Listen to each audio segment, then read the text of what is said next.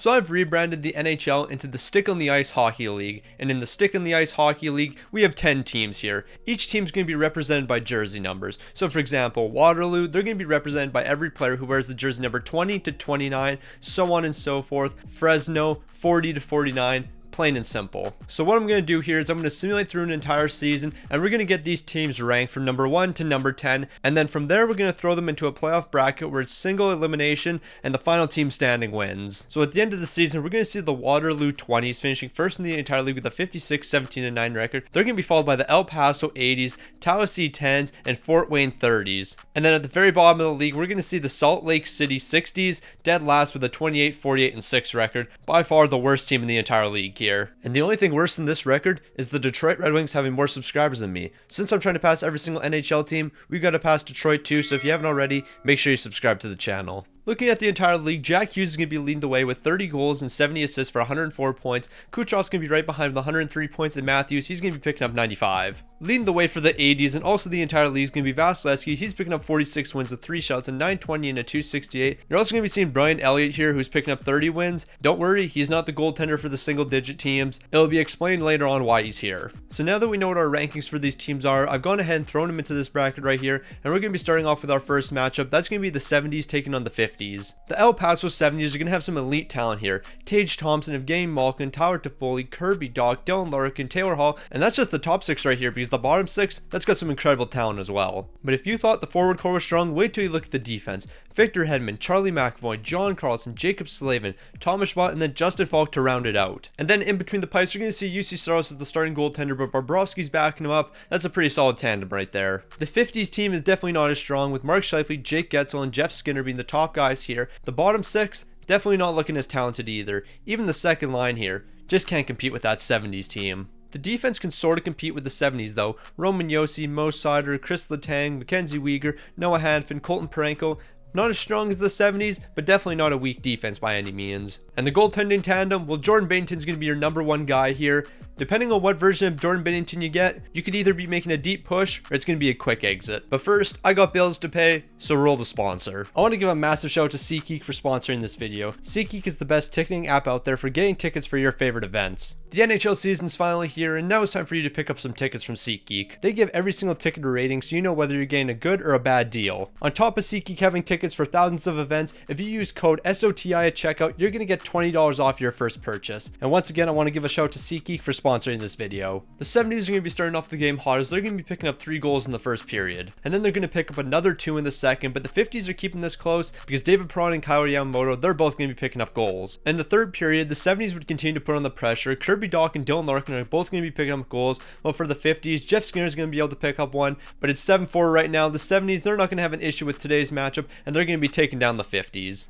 Also, I forgot to put the logos on their jerseys. Yeah, that's a tough look. I just realized their last names are in white font on white jerseys. I think it's safe to say I didn't put too much effort into creating their jerseys. But who cares what the jerseys look like? The 70s are taking this one 7-4. Moving on to our second wildcard matchup, we're going to have the 90s taking on the 60s. Now the 60s, they don't have a ton of star power. They do have Brad Marchand and Mark Stone, Jesper Bratt here on the second line, but they do have a lot of depth, so maybe that will help them. However, the defense for the 60s, absolutely cooked. Brandon Montour, Erik Karlsson, and then these other 2 pairings, I don't even know what this team's cooking up. And to make it even worse for the 60s team, this is the tandem you're going to be running with. Honestly, maybe Joseph Woll could steal you a game or 2, but you also don't have great defense in front of them, so I'm not really expecting this team to be going on a deep run. Kind of explains why they finished last in the entire league. But now the question's got to be asked, how did this team right here finish 7th in the entire league? Connor McDavid, Kaprizov, Rantanen, Zibanejad, Stamkos, Kuzmenko, Landeskog, Nugent Hopkins, DeBrincat, John Tavares, Nazem Kadri, Ryan O'Reilly. 3rd last in the entire league, 7th in the entire league. That's not even making any sense. Now that I look at their defense, it kind of makes a bit of sense. Sergachev here in an 88 overall, and then the other 5 guys here, yeah, not really on the same level as Sergachev. They do have a decent goaltender though in Robin Leonard, and Merzlikins is backing him up, so although their defense is bad, with the amount of offense on this team, they're definitely a better team than what their record shows. So it's not really any surprise that the 90s are going to be getting the goal scoring started off in the first period, as Kuzmenko is going to be picking up the first of the game. And then in the second period, Steven Stamkos is going to find a way to beat the wall, so they've got a 2-0 lead heading into the final frame. In the third period though, that's when the 60s offense is going to be picking up. Erik Karlsson, Mark Stone, and LeBanc, they're all going to be picking up a goal, and now they have a lead heading into the final 2:30. Okay, somebody has to explain to me how the 90s are losing right now. Like, We all saw what the defense looked for the 60s team. We saw what that goaltending tandem was. And we also saw the offense for the 90s. Connor McDavid, Mikko Rantanen, Kaprizov on one line together. These boys are trying to cook up late here. Only 8 seconds left in the game. There's no way they lose here, right? No, they're actually going to lose. Joseph Woll's making a massive save. 3.2 seconds left. The 90s offense really got shut down by this 60s team. That defense was abysmal. The goaltending, very mid. I mean, Joseph Woll, the dude's a brick wall. What can I say about him? He's shown a lot of potential, and he's going to be shutting this 90s offense down, and they're losing. The 60s are off to the next round. They're going to be taking on the 80s.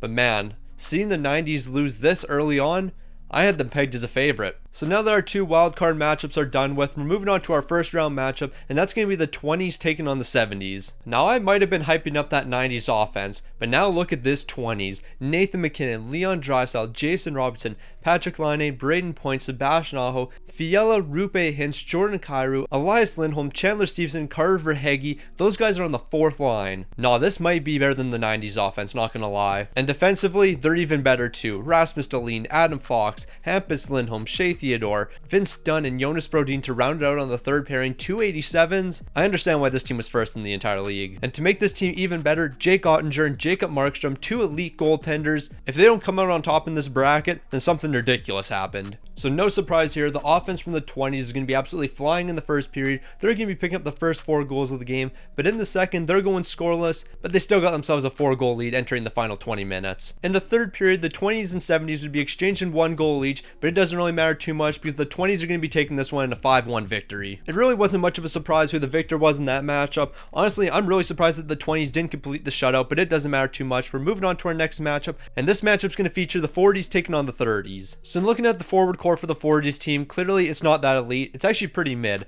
Elias Pettersson, Tom Wilson, Tomas Hertl, Morgan Frost, Barbashev, Kapanen, that's your top 6. Definitely not the strongest top 6 we're seeing today. However, the defense is going to make up for that lackluster forward core. You got Quinn Hughes, Jared Spurgeon, Morgan Riley, Josh Morrissey, Samuel Girard, and then Forsling to round it out. And on top of that great defense, you got 2 solid goaltenders, Georgiev and Vanacek. They might be able to steal you a series or 2, but I don't see this team going on a very deep run, especially with that weak forward core. And comparing the 30s team to the 40s, this one's got a much better forward core, of course. Austin Matthews, Seshnikov, Matt Zuccarello, Hagel, Couture, Arvidsson, and then the bottom 6 basically could be their top 6. However, it's clear to see the defense isn't nearly as good, with Rasmus Sedin and Liljegren being your top 2 guys here. But luckily, that lackluster defense is going to be saved by this amazing goaltending tandem, Sorokin and Shesterkin, 292 overalls. It doesn't matter who you start, you're going to have a fantastic goaltender in between the pipes. So Yanni Gourde's going to be picking up the first goal of the game, and he's getting the 30s on the board. And in the second period, Christian Fischer is going to double down on that. They've got themselves a 2-goal lead heading into the final frame. In the third period, Elias Pettersson and Belmar are going to be getting the 40s on the board, and they're going to be tying this game up, and we might be headed to overtime in this matchup.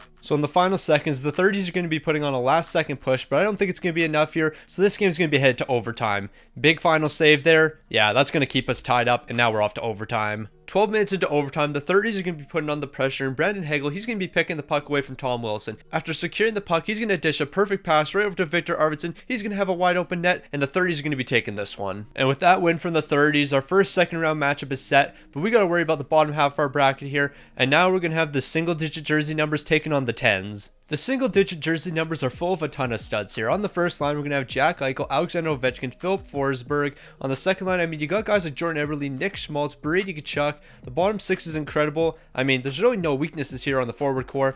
Maybe you could have a stronger right winger other than Philip Forsberg, but I mean, are you really going to complain about Philip Forsberg being your number 1 right winger? I don't think so. Defensively, this is the best defense we're going to see today. Miro Heiskanen, Cale Makar, Dougie Hamilton, Devon Taves, Alex Pietrangelo, Drew Doughty. This defense is unstoppable. And with a guy like Jeremy Swayman in between the pipes, you know this team's going to be racking up wins. Then again, they did finish 6th in the league simulation, so they must have a weakness somewhere. And hopefully that defense and goaltending is enough to stop the 10s here, because they're elite. Like Tim Stutzel, Barkov, Nico Hischier, Kopitar, that's your center depth. Honestly, Kopitar's your 4th line center. And then the wingers here, nah, this team could be unstoppable. I've basically been saying every single team is going to be unstoppable, but eventually they're all going to get stopped, except for one. However, this team definitely has a glaring weakness, and that's the defense. Matthias Ekholm and Hronek, they're going to be the top guys here, and the next 2 lines definitely can't compete with what that ones team was showing. And then we have the goaltending. So let me explain this. There is nobody in the NHL that wears a jersey number between number 10 and 19 that's a goaltender. So I picked up Brian Elliott in free agent, I picked up Aaron Dell in free agency, and they're going to be the goaltending tandem for this team.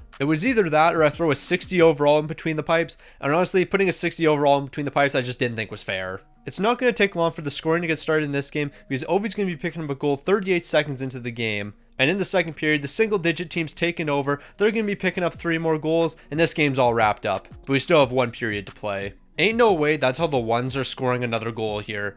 Now we're ending it here. They're taking this one 6-0, but ain't no way y'all just scored on yourself like that. Y'all are trying to blame Tim Stutzel. What is that pass?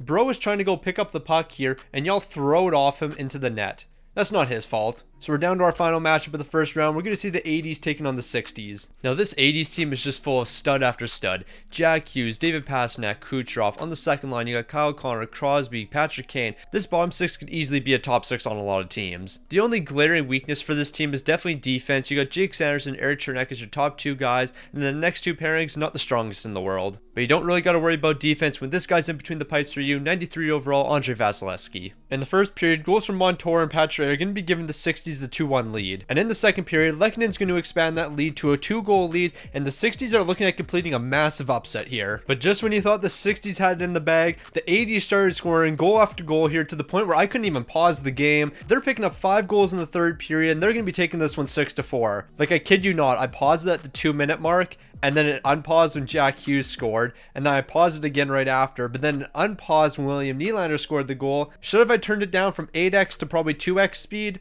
Yeah, that would have made logical sense, but we don't make logical decisions over here. And just like that, I thought we were going to be seeing the biggest upset of the video, but I guess not, and now we've moved on to our second round matchups, and we got the 20s taking on the 30s. So it's not going to take long for Austin Matthews to be picking up the first goal of the game, as he's going to be scoring 4 minutes in. And then in the second period, Matthews is going to be picking up another, but Jason Robertson is going to be responding. So this is a 1-goal game heading into the final period. The goal scoring is going to continue for the 30s in the third period. Brandon Hagel, he's going to be picking up 2 goals. And then Austin Matthews, he's going to complete the hat trick to give his team a 5-1 lead. So we already knew the outcome of this game before jumping into it. The 30s are going to be taking the 20s down, and we got one of our teams in the final already. And with that matchup settled, it's time to figure out who they're going to be taking it on. Is it going to be the single-digit numbers, or is it going to be the 80s? To start off this match, we're going to see the 80s picking up 2 early goals in the first period. But in the second, the ones are going to be dominating. They're going to be bouncing back after the 80s took a 3-0 lead. They're picking up 3 of their own, and we're entering the final frame in a tie game. And in the most important period of the video, Kyle Connor's big night continues. He's going to be picking up a power play goal. Buchnevich is picking up the other, and the 80s have got themselves a 5-3 lead. And in the final seconds of this game, Jake Sanderson's not going to allow the single digits to get back into this one. He's going to bury an empty netter from almost center ice, and this game's all over. And we got our final set. So we're down to our final matchup here. We got the 30s taking on the 80s. Honestly, I wouldn't have expected this matchup. The 80s, they got a ton of great talent here. Of course, a fantastic goaltender in between the pipes and Vasilevsky. But I'm going to be honest, I thought the 90s were taking it home, and they ended up falling in the wild card round. Like, you got Connor McDavid, Kirill Kaprizov, Mikko Rantanen on the same line together, and they're going to be losing in the wild card? That's a tough look. So here we go, the biggest game of the video. We're in the final. We got the 80s taking on the 30s. 2 amazing teams here. Who's going to come out on top? And it looks like the 30s are going to be taking the early lead, as they're going to be picking up 2 goals in the first period. But Alex Tuch's going to be keeping this a close game with a goal of his own. But in the second period, that's going to be when the offense takes over. The 30s are going to be picking up 3 goals here. Buchnevich is able to pick up 1 for the 80s, but I'm not sure if they're going to be able to come back in this game. And early in the third period, Casey Milstead would be able to pick up 1 more goal for the 30s, but that goal is definitely not going to be needed, as the 30s are taking this one 6-2, and they're Stanley Cup champions. Honestly, I'm a little surprised that the 30s were able to win this. They had a decent forward core there, a fantastic goaltending tandem, but I thought their weak defense was definitely going to be the thing holding them back. Like, Rasmus Sedin and Liljegren were their top 2 D-man.